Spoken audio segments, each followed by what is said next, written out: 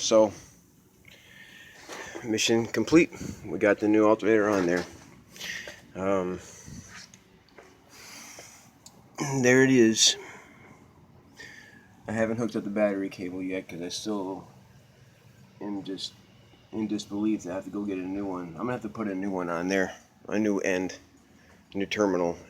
That really stinks. I hate those store-bought ones. Anyways, one other thing I did want to mention, and this is kind of goes with the serpentine belt replacement, not just for the alternator, but getting this belt on, routing it wasn't tough, but getting it on there was. And the trick that I wanted to show you is that you have to leverage this pulley, the tensioner. You pull the bar downward, and then that moves this thing up and gives you some slack. Well,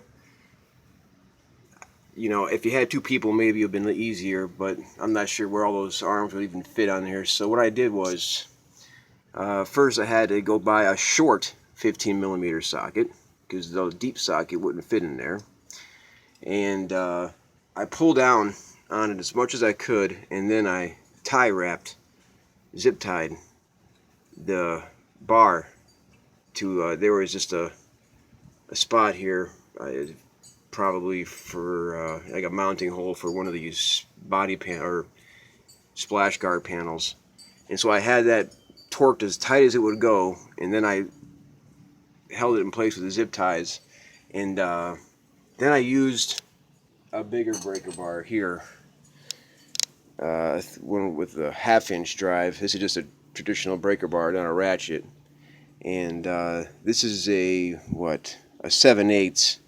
I'm sure there's a millimeter equivalent for the foreign car, but the way I got it on there was to put it in here and then turn the crankshaft, and then while doing that I used my fingers, actually was all it took, to seat the belt in the tensioner. That was the last place to go.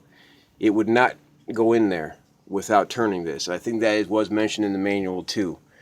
So leave the tensioner as the last part, and then get a beefy heavy-duty breaker bar, or if you need a cheater extension you can, and then you turn it. I think I had to turn it actually the opposite way, whatever. I turned it, and then sure enough, the belt here just kind of popped into place. You can't see because of the brake.